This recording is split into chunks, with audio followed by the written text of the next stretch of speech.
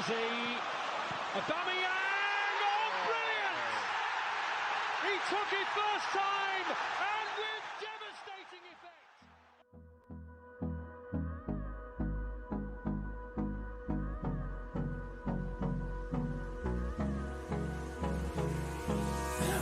Put through by Steve Bold, would you believe it? I don't want to waste what's left. The storms we The chase. game, according to the referee, and Bergkamp certainly life in hand. No, I don't want to waste what's left. And on we'll go. Henri, what a goal! Dance through the highways till my shadow turns to sun rays. And on we'll go. He's in again, pushed out by Bartes, Wiltor!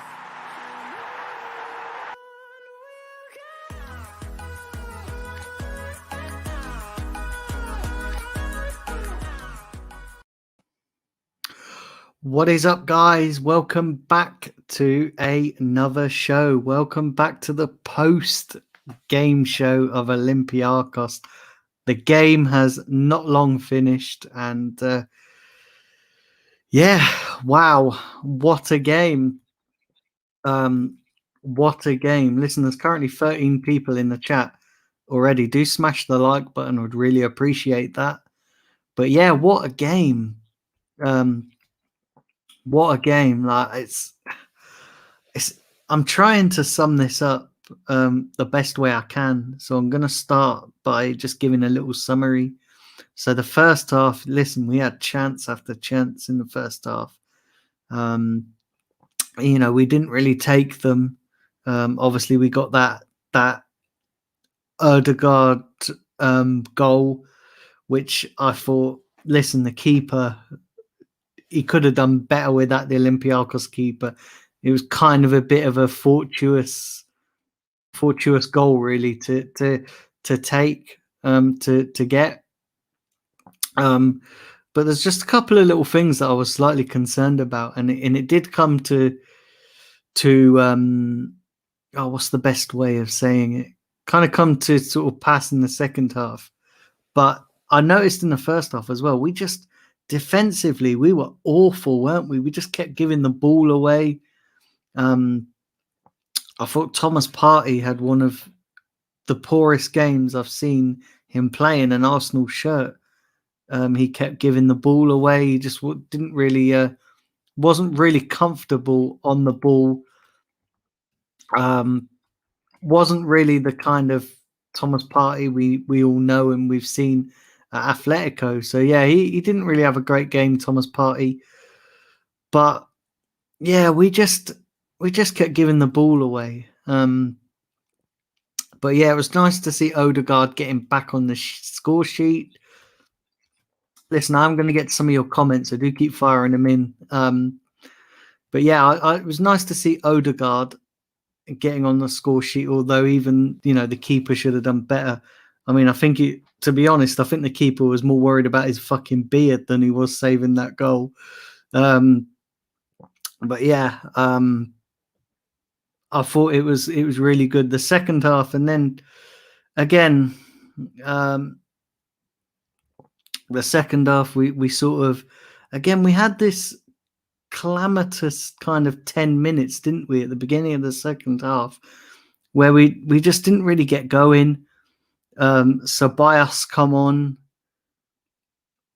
and Leno, listen, made it was really bad, and this one I do blame Leno for. I didn't blame him for the one at the weekend, but I do blame him for this one, where he just played it to Ceballos and just caused in real trouble. And the Olympiacos managed to get level, and then we took a little bit of time to get going in that second half, didn't it? Just that we just had a calamitous kind of 10 to 15 minutes, and then we just seemed to, I mean, in the last 13 to 10 minutes of the game, we sort of come in, we sort of got into it, Gabriel scored.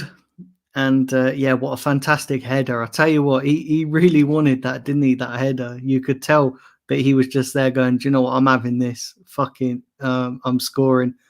And yeah, listen, it was nice to see him get on the score sheet with that header. Another Willian assist. Wow, Willian's getting assist. And then the listen, the best goal was probably El Neni's. I remember listening to my commentary, and they were saying El Neni's not going to hit it from here, and he did. He just lined it up, and yeah, what a great goal. Listen, you ain't saving them. No keeper, whether you're good or shit, is saving that goal. So yeah, like it and actually on reflection, it was quite a comfortable victory, although, you know, like I said, it doesn't really tell the whole story, does it? You know, you can look at the scoreline and go, do you know what? You know, on reflection, it was a comfortable win. But then, you know, when you dive into it and analyze the game, it doesn't really tell the whole story. And it was nice that we have got a little bit of a cushion now. I think Olympiacos going into the second leg now have to score 3 goals without reply. And it's, you know, we're in a little bit more of a comfortable position than we were last season, you know, after this, at this stage. So I'm a little bit more confident that we could go to the Emirates, bring them back home to the Emirates, and maybe finish the tie off. But there was things to worry about in this game, weren't there? Let's be honest. There was a lot of things to worry about. And one of them being the fact that we just kept giving the ball away. One of them being that the fact that we just don't seem to shake off these calamitous errors. And that's something we've got to sort out, because it was, I mean, for the first 10 minutes of that second half, I was just sat there thinking, it's like fucking Burnley all over again. You know what I mean? It's like Burnley all over again. And we need to sort that out, because I'll tell you something now, we got a North London derby on Sunday, and we're going to struggle. We are going to struggle if we keep making these calamitous mistakes. And the other thing that really concerned me as well, and luckily we managed to come away with the victory, but how long did Arteta leave it before making his changes? Jesus Christ, I was sat there thinking, especially throughout the second half, we got to, I think it was about 20 odd minutes, and I'm like, do you know what? You need to make changes here, Arteta. You need to bring on Pepe. You need to bring on Smith Rowe. You need to bring on Lacazette. And I know he brought them on, but I find myself sitting here thinking that if he'd have brought them on earlier, we probably could have killed it off even more, because they did look like they changed the game, and they obviously changed the game because, you know, we got ahead. You know, we managed to put the game to bed, not necessarily the tie, but we managed to put the game to bed. And I was just sat here thinking that Arteta again left it late. If it had brought the substitutes on a little bit earlier, we might have actually probably could have killed the tie off. And I know a lot of people are going to say, you know, we potentially killed the tie off anyway. But you know what? There's still a part of me that, even though we've run out 3-1 victory tonight, there's a part of me that, because of how many errors we've made, listen, it only takes Olympiacos to score 2 quick-fire goals in the match on Thursday, next Thursday at the Emirates, for the tie to be wide open. And the way we play at the back at the moment, that's quite manageable. And let's also not forget that Olympiacos have got a really good record at our place. So if anybody that thinks this tie is done and dusted, think again, because it isn't. It isn't done and dusted. We've got a comfortable lead, but we need to cut out these calamitous mistakes, because if we don't, then next week we're going to get punished. We really are going to get punished. So listen, it is what it is. We are going to get punished if these mistakes keep happening, and we can't rely on luck just getting us out of this. And do you know what's really frustrating? And I said it after the Burnley game, and I kind of said it after the Benfica game, and it was kind of the same tonight, that we get ourselves into such good positions. We get control of the game, and then we just get to a certain point of the game and be like, do you know what? Fuck it. It's too easy. Let's make it a bit difficult. And then they kind of fuck up for about 5 to 10 minutes. It's just mad. We do need to cut that out. And it's not good for an Arsenal fan, is it, really? We're in cruise control, and then Arsenal just go, do you know what? Fuck it. It's too easy. Let's make it a bit interesting. Here you go. Fucking have a chance. It's mad. It is totally mad. I honestly don't get it. And I am happy we won. You know, I am really, really happy we won. But there's things that happened tonight in the game that still leave me scratching my head. Listen, I'm going to get into some of your comments. I've been rattling on for 12 minutes. Do smash the like button. Do subscribe if you are new. And yeah, do leave the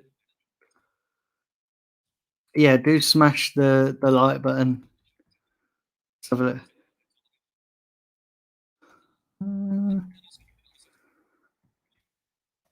Randy said Daniel speaking in the dark is so soothing. Do you know what? I'm trying not to get too animated as well, because it is like 10:30 at night, and yeah, and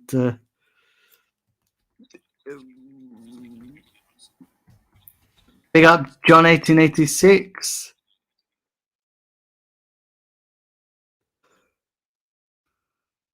Russ says, "Come on, Dan, trust the process."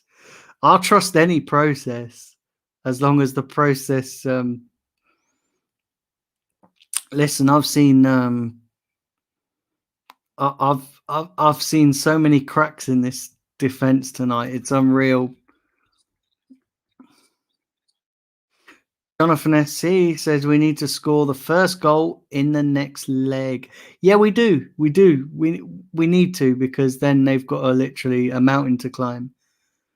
But as we've learnt this season, especially in most recent games, and as we learnt last season, we always have the potential to fuck things up.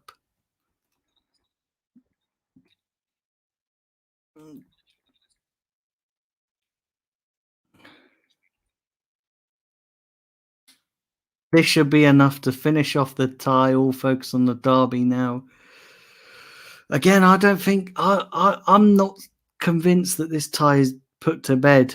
I'm really not. Right, let's have a look here.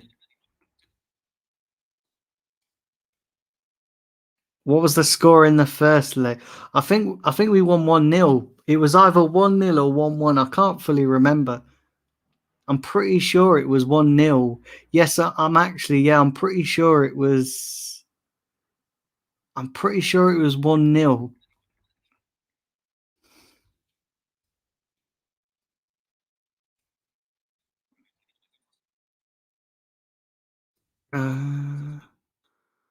So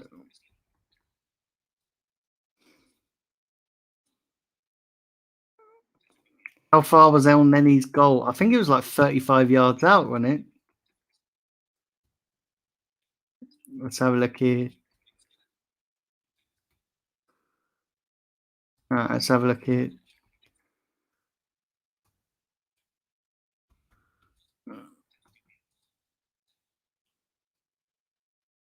Mike England says the first half was dire. Having said that, we turned it around in the second half, and we killed the tie off with some great goals.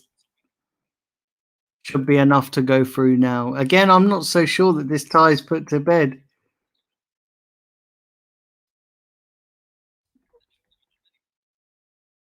You know, I'm just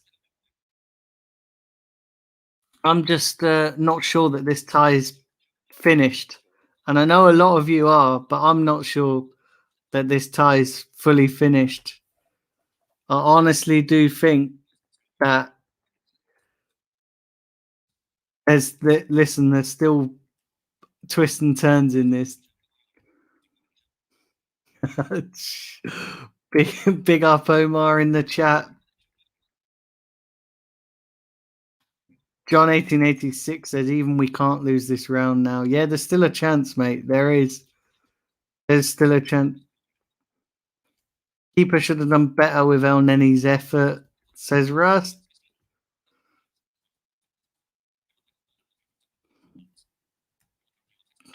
Static says yes, that's right.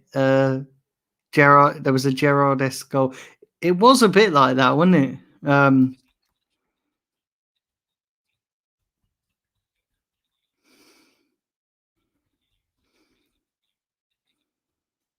83rd minute. Yeah. It was a good goal. Watch all the people say, "Oh, we should give El Neni a new contract now because he scored." Oh, it's mad. Yeah, I thought it was 1-0. Yeah, Lacazette winner. I remember that because I was in Australia at the time and it was like 7 o'clock in the morning.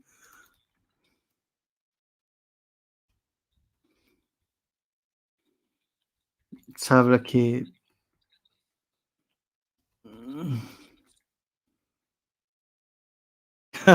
John says the process can go where the sun don't shine. Yeah, exactly.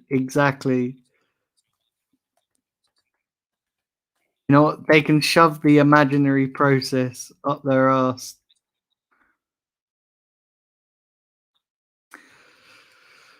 Jonathan SC says next round I would want either Villarreal or Granada. Big up Jamie as well. Yeah, I'm not sure about Villarreal. They're a decent team, aren't they?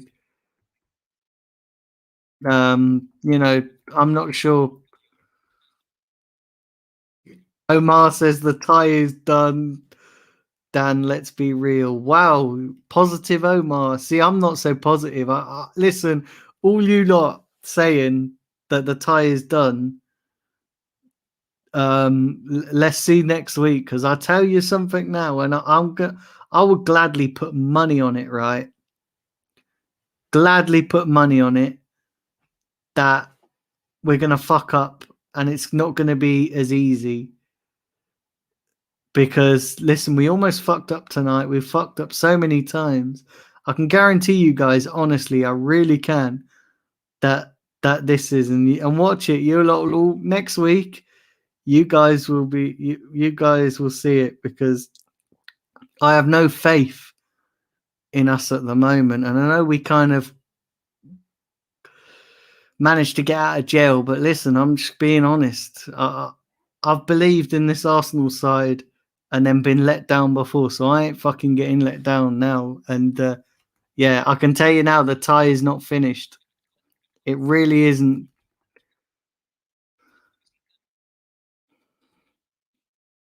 Have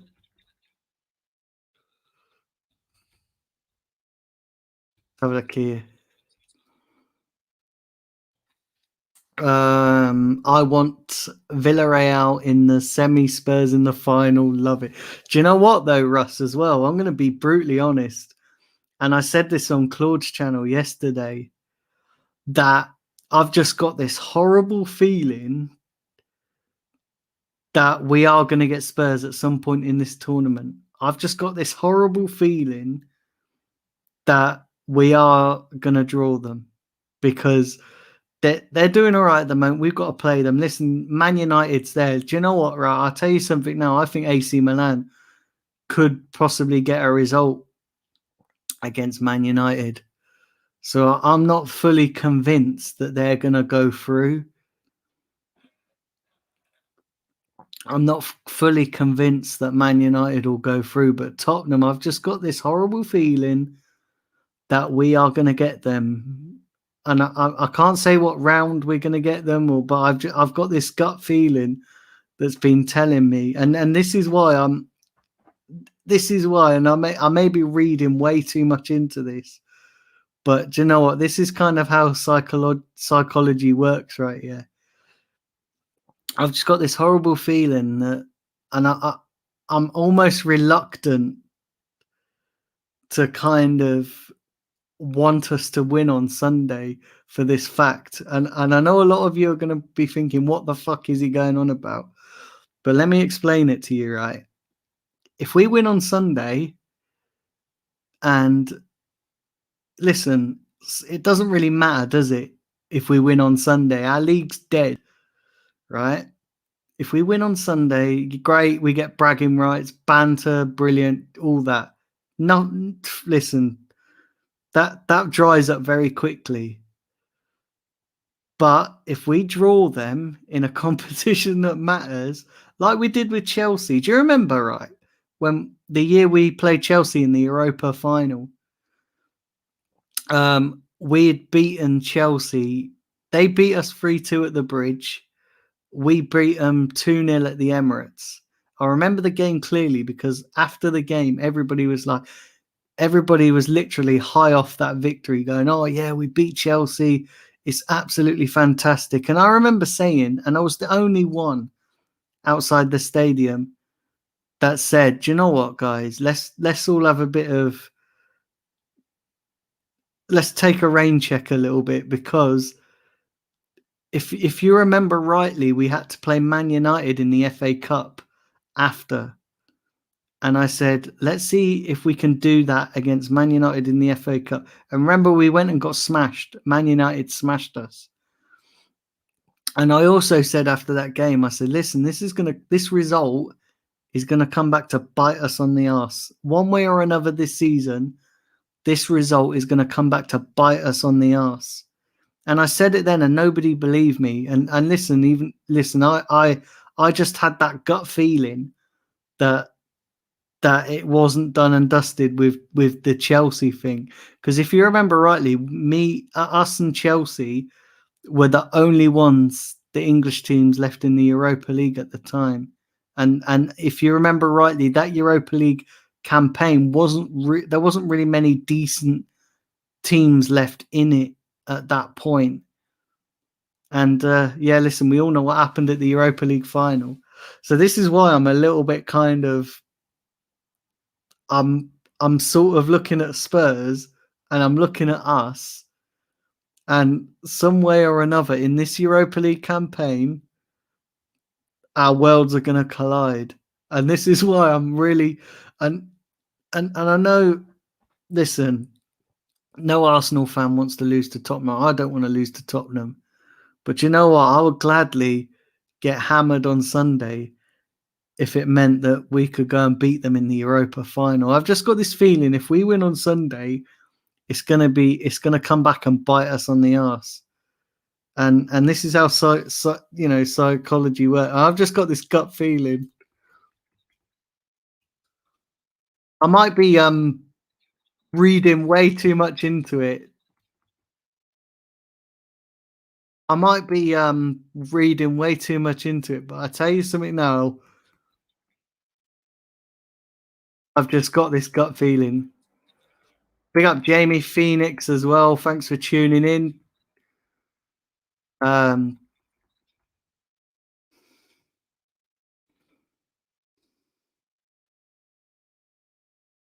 Oh my God. Don't you start as well, Steve Jenkins.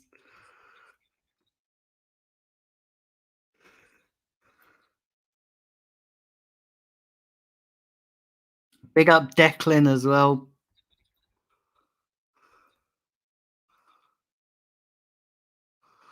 Let's say good evening to Emery in the next round.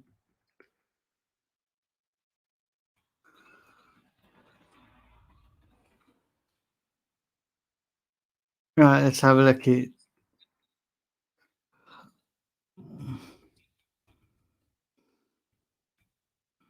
Right, let's have a look here.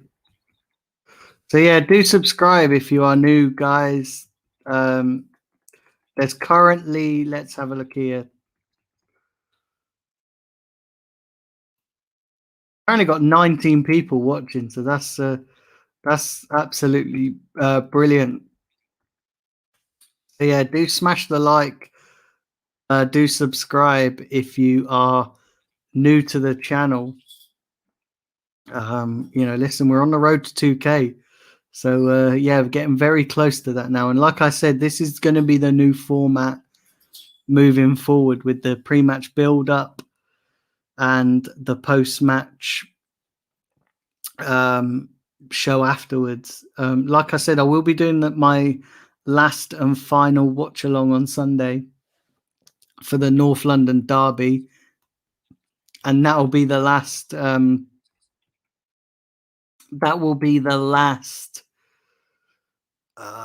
watch along for a while. But like I said, with the pre-match build-up, I'm working on getting guests on, and then the post-match show same as well. So there's lots of changes happening. Lots of changes happening. So listen, I've been almost going about half an hour now. So listen, I'm going to wrap this stream up. And then listen, I'll be back tomorrow with a preview for the North London derby.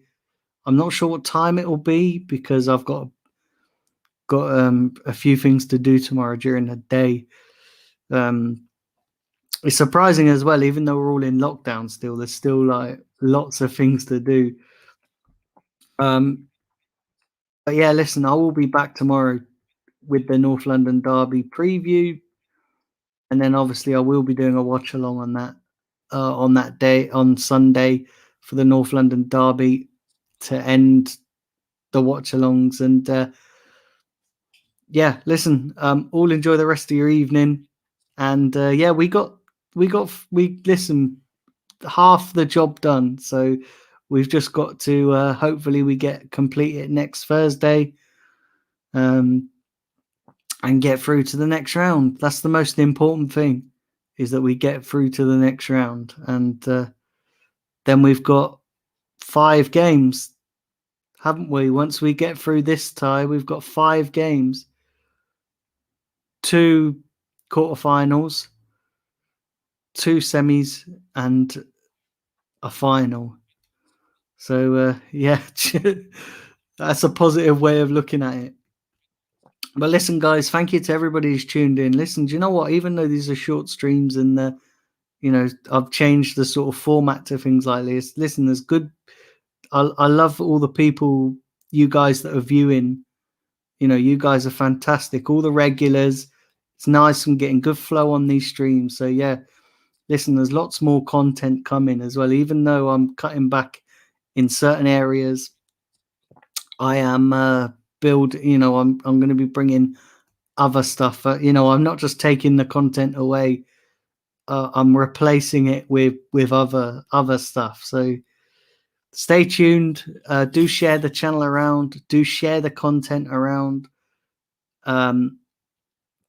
Do share the channel around. And yeah, listen, like I say, we're on the road to 2K. So yeah, listen, big up everybody. I'll catch you all tomorrow. All enjoy the rest of your evening. And yeah, come on, you Gunners.